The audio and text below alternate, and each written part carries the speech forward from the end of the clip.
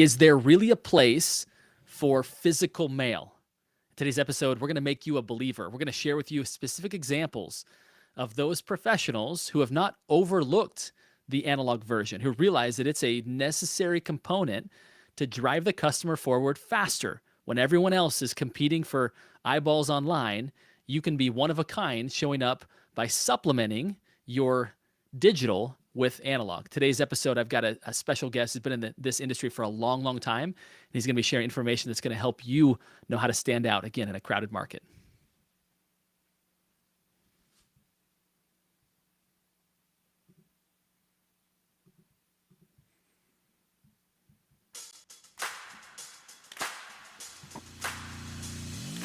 So the big question is this: how do those of us in the real estate industry who have crazy amounts of ambition, how do we think bigger than the building of our own empires? How do we create success and significance, income and impact? My name is Justin Stoddard. This is my co-host Stephanie Peck. And together we bring you the Think Bigger Real Estate Podcast.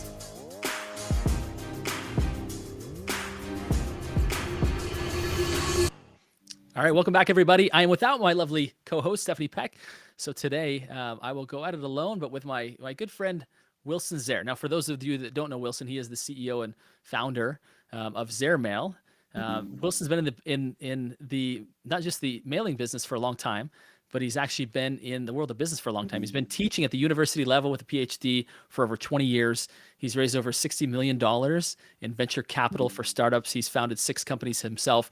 He's truly someone who understands business at the highest level. And today we've got the good fortune of bringing him here on the Think Bigger Real Estate Podcast to help you understand what you might be missing out on and getting more client conversion by supplementing in direct mail. Wilson, it's a pleasure to have you here today. Thanks for taking some time to pour into our audience.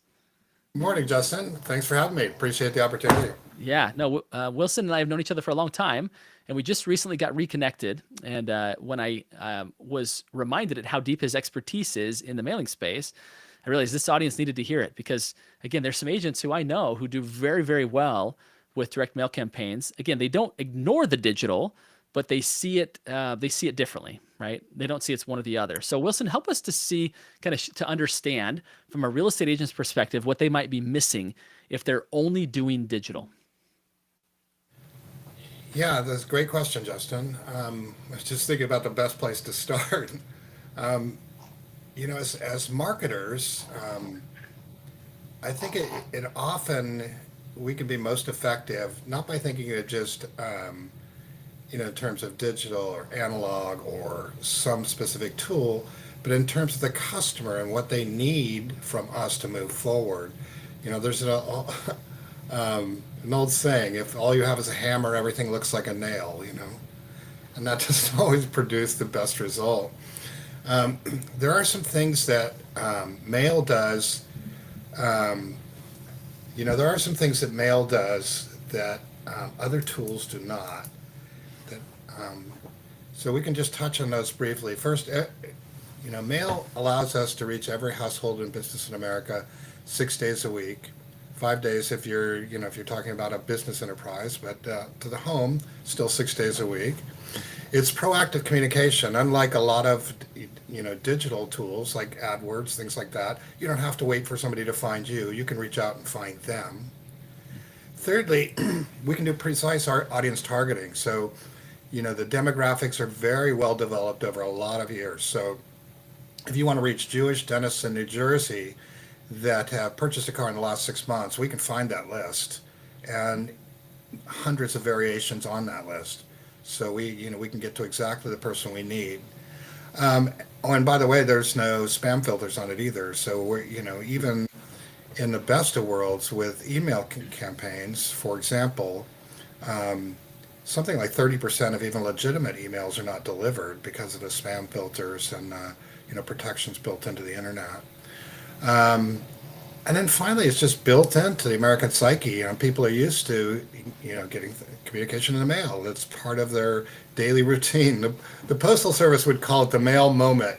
When you get home, you check in the mailbox, and there's voices from the heaven, and there's lights, and and people check their mail. So I think they romanticize it a little bit, but it still remains that people are used to getting stuff in the mail, looking at the mail. They don't have a negative reaction to it, which is a good first step.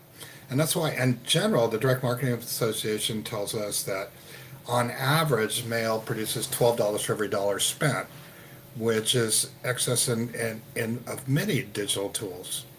So the question is not, I think, not whether digital or direct analog or direct mail or door hangers or yard signs. The question is, what makes sense, at this stage in the customer journey, given what we need to, what we where we need the customer to go in order to help them. Lots and lots of campaigns use variations for realtors. Forever, realtors have been using things like just sold, just listed postcards. We have clients that are doing in tight housing markets where they're sending out letters on a weekly or biweekly basis saying, we've got a client and that's interested in buying in your neighborhood. Here's what they're looking for. And they'll send that out to letters, and hopefully a neighbor can help, tip them off on something new. There's a lot of different things you can do. The other thing that's interesting, I think, in this era, is that digital is so crowded, and when I have a piece of mail in front of somebody at their mailbox, I own that space. I'm not competing with anybody. It's fascinating to think that way because, again, yeah, being in our digital world today, all the things that you talk about, right, of trying to gain mind share, of right, not being filtered out, right? You've helped me to realize that there are a number of ways where the analog mail system is superior, and I think, I've noticed an increase in kind of spam filter and even organization within my email inbox because it's so overdone, right? There's so many emails that go out. And there's so many, even if you open up Facebook, right? How many of the posts that come up in front of you are ads, right? To where it starts to really become quite the littered environment, and to where it just becomes almost kind of like white noise, and people don't give the attention to those spaces that they used to. Whereas, I think people would similarly, they look at their mail over a garbage can because there's, they're also trying to filter out. But if you can get good at standing out in that environment, it's going to get in front of their eyeballs, right? It's like they're going to see it. And that's the one thing you can't say in digital when you're putting ads in front of people. You can't guarantee that anybody's going to see it. You can't guarantee that anybody's going to actually look at it and read it and get a chance to decide if they want it or not, right? Whereas what I hear you saying is that in the physical space, people are going to decide. They're going to see it, and you're going to have a chance to encourage them to read it. Is that a fair assessment, or what did I get wrong there? No, I do think that's a fair assessment. But you reminded me of one thing. Not to pick on email. Email is a great tool for some things, like direct mail. It's got things it's good at and things that it's not as good at. And for me personally, I probably get 400 or 500 emails a day. So, and I start out my day by going through my email box usually. And when I'm doing that, I'm not looking for stuff to read. I'm looking for stuff to delete because there's no way I'm going to read 400 or 500 emails. Yep. And thankfully, my mailbox is a lot less crowded than that. Yeah, you can imagine having, boy, that's a lot of emails, Wilson. I probably get 100, and you get 4 or 5x that. That's incredible. And yeah, you're right. I do the same thing. I go in fact, what I'll do with my email is I'll go over to the side and I'll check everything. Like, in other words, everything's about to get deleted. And then I go through, and with each subject line, I'm asking myself, how much do I need this right now? All right. And if I don't need it, if it's not a very personal email from somebody, or if it's not something that's exactly what I need at that moment, it's probably good, but I archive it, right? I delete it. So I know, again, as you mentioned, they shouldn't be seen as mutually exclusive, right? Between the digital and the physical. I know you have done, robust mailing campaigns for real estate as well as for even political campaigns. I know an experience that you were going to share here today involved kind of the marrying of the two, the digital and the analog, which again, I think we have to look at our brand not as uh, not as a one of the delivery methods, right? It's not an Hmm. online brand; it's a brand. And yes, we Hmm. deliver that brand online, and we also may deliver it in the mailbox. But what is Sure. it? Kind of talk to us about the marrying of those two modalities. Sure. Well, the example we talked about, or we alluded to briefly, was the idea of local political campaign. We worked on something in Eastern Oregon. I know we're both sitting in Oregon right now. Small rural community.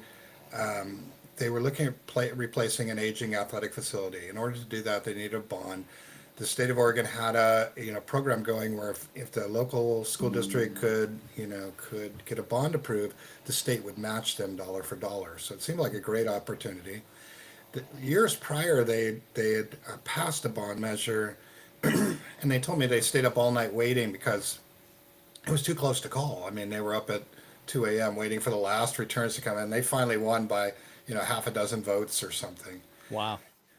So they got us involved in that program, and we had to figure out how to not only get it over the finish line, but get it over the finish line in a more robust fashion than that. Hmm. So it turns out that as you know, Oregon is a vote by mail state, has been for 30 plus years, and that's all about reducing costs. So it's been very effective for us. But it also means that we know when ballots are going to be delivered. We know when an election is going to be held. We know things like who the registered voters are. So we start out by building a site, a web presence for the initiative itself. We put information about the school bond measure, what the funds would be used for, who would benefit from it. We went out to the community and got testimonials or little videos from people who had used the facility over time and take advantage of the old one, who plan to take advantage of the new one. So to build this linkage with the community, we got the parent teachers association involved. So we created this digital focal point where we could direct people for more information if people wanted to volunteer, what have you. Then we pulled the dates for the election. We also went to the elections office and we purchased a list. Actually, I'm not sure it cost any money. We just had to pay for the media it went on. It's all publicly owned. We purchased a list of registered voters. And then we segmented that list into homeowners versus non-homeowners, because it turns out that the way you pay for a bond like this is you pay for it in taxes, right? A certain charge per $1,000 of assessed valuation. So homeowners pay for it. So we broke the list into homeowners versus renters, and then those lists we broke into those with kids and school age children, and the other one into the same way, school age children versus not. And then we segmented the message and to the folks that were paying for it, that had kids in school. That's a very powerful message. We're getting this money to put new facilities in place. It'll benefit your family and your kids. For those who are renters, it's all good, right? So we can talk to them about the good things we're doing in the community. For those who don't have kids in school but are homeowners, we need to talk to them about community and investing in the future, the next generation, how it'll make our community a better place to live. So, with that messaging in place, we know when the ballot, we went out with an informational piece up front to let people know that this was coming and why it was a good thing. We know when the ballots were mailed out. So the day before the ballots are delivered, we landed in mailboxes with a postcard that said, hey, you're going to receive a ballot. Here's what it's about. We'd appreciate a yes vote, and here's why. Because we know from the research, we know that some people receive a ballot and they vote immediately. Some people put it aside and wait till the due date. So we're going to hit them right before they get the ballot. We know when the due date is. We're going to hit them. We hit them with another piece right before the due date for the election to remind people who were running behind that they should get that ballot in. In between, we did coffee meetings with the parents and the teachers association. We had a local TV news station, EOU Live, which is this is a university piece. We did, you know, coffee meetings with the Lions. We did door hangers and yard signs and a bunch of other. We used a bunch of other tools that are, that are easier to connect with people, different kinds of people with. That all combined, when it came election night, it was not even close. I mean, you know, the the initiative passed by a wide margin. Um, we can't take full credit for that. I mean, the community needed the facility, and that's part of the reason why it was approved. I mean, it was a good idea to begin with. But the idea that we understood who the customer was, what message they needed to hear, what the journey looked like, and we could use the right tool for the right job all along that journey, I think played a major part in our success. I mean, that's what everybody wants, right? Is speaking the right message to the right audience, right? When you do that, you win.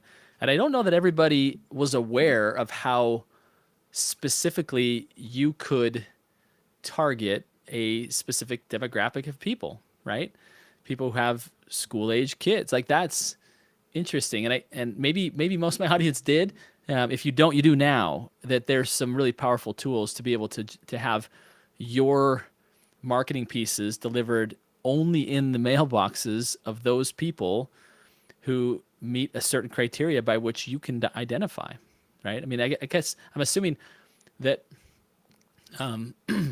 in today's world of digital, well, online we hear like group after group screaming that hey, we can do that for you digitally, digitally, digitally.